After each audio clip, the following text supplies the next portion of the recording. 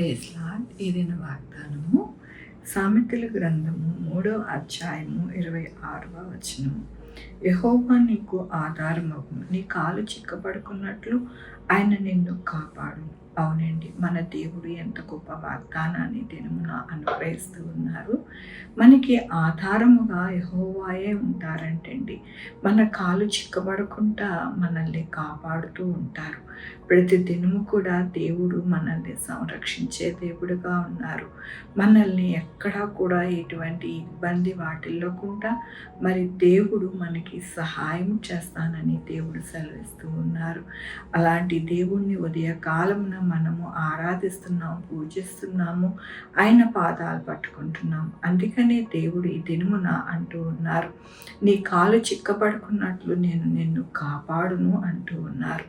దేవుని యొక్క వాక్యంలోని జ్ఞానము సంపాదించుకొను, బుద్ధి సంపాదించుకొను, నా నోటు మాట మరువకము, వాటి నుండి తొలగిపోకుము. జ్ఞానము విడువక ఉండిన ఎడల అది నిన్ను కాపాడును, దాన్ని ప్రేమించిన ఎడల అది నిన్ను రక్షించును.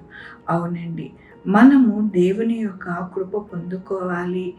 దేవుని యొక్క కృపను బట్టి మనము మన యొక్క కాలు చిక్కబడకుండా, అనగా దీని అర్థం ఏమిటి అంటే, మనకి సమస్యలు వచ్చినప్పుడు సమస్యలలో చిక్కుపడకుండా, వేరే వారి యొక్క వ్యతిరేకత వచ్చినప్పుడు వారి యొక్క మరి జాలిలో పడకుండా మనము ఎంతగానో ఆయన కృపను మనకి అనుగ్రహిస్తాను అంటున్నారు.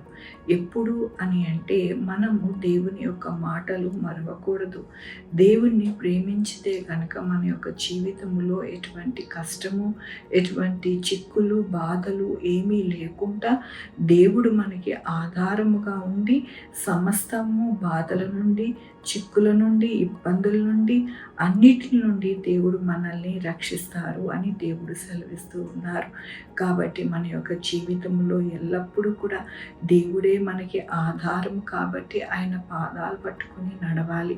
ఎలా నడవాలి అని దేవుని యొక్క వాక్యం సెలవిస్తూ ఉన్నది అంటే, ఆయనని ప్రేమించాలి. ఆయన ఇచ్చిన ఆ యొక్క ఆజ్ఞలను, ఆయన మాటలను మనము మరిచిపోకుండా వాటిని ఎల్లప్పుడూ కూడా తలపోసుకుంటూ మన జీవితాలు నడిస్తే కనుక ఎంతగానో మన యొక్క జీవితాలు, మన కుటుంబం యొక్క పరిస్థితి అంతా కూడా చక్కబడుతుందని, మంచిగా ఉంటుందని దేవుడి దినము సెలవిస్తున్నందుకు దేవునికి వందనాలు చెల్లిస్తూ ఉన్నాను.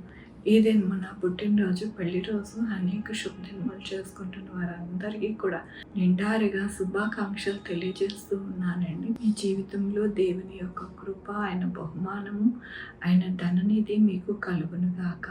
ప్రార్థించుకుందామండి. యెహోవా దేవా, నా తండ్రి, నా ప్రభా, మీ యొక్క కృపా కనికరస్తాను బట్టి అవునయ్యా, మీరే మాకు ఆధారం. మా కాలు చిక్కబడకుండా మీరే మీ యొక్క కృప చేత నడిపిస్తారు నాయన. ప్రతిదినం మీ అందు భయభక్తులతో నాయన మీ మాటలను శ్రద్ధగా విని నాయన మీ యొక్క ఆజ్ఞలను తలపోసుకుంటూ మా జీవితాలు నడుచుకునేటట్టుగా మీరు సహాయం చేస్తున్నారు. మీకు వందనాలు.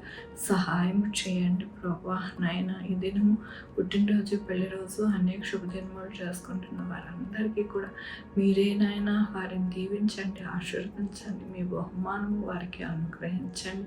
మా కొరకు ప్రార్థించమన్న వారిని, వారి బిడ్డల భవిష్యత్తు, వారి ఆరోగ్యములు, వారి చేపలు, వారి ఉద్యోగములు, వారి యొక్క వ్యాపారములు అన్నిటికీ కూడా దీవించండి, ఆశీర్వదించండి. Sugar, BP, thyroid, heart problem, kidney problem, AIDS, cancer, నరాల బలహీనత, పెరాలసిస్, గ్యాస్ట్రిక్ ట్రబుల్, ప్రతి విధమైన అనారోగ్యాన్ని తీసివేసి స్వస్థపరిచే యెహోవా అని అన్నారు.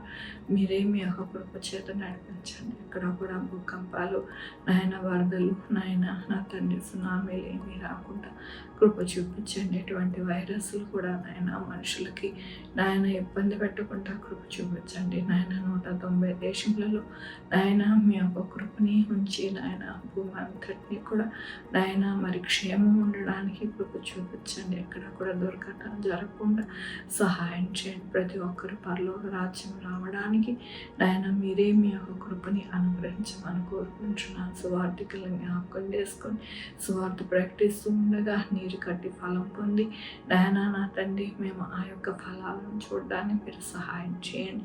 యేసయ్యా నాయన మీ యొక్క కృపతో నాయన ప్రతి ఒక్కరికి తోడై ఉండి నడిపిస్తారని నాయన మీకు వందనాలు చెల్లిస్తూ అన్ని విషయాలు నాయన మీ యొక్క పాదాల దగ్గర పెడుతూ నా ప్రభు నా రక్షణ యేసుక్రీస్తు పరిశుద్ధమైన నామమున అడిగి వేడుకొంచున్నాను తండ్రి. ఆమె తండ్రి కుమార పరిశుద్ధాత్మ సదాకాలం మనందరికీ తోడై ఉండునుగాక. ఆమె. God bless you.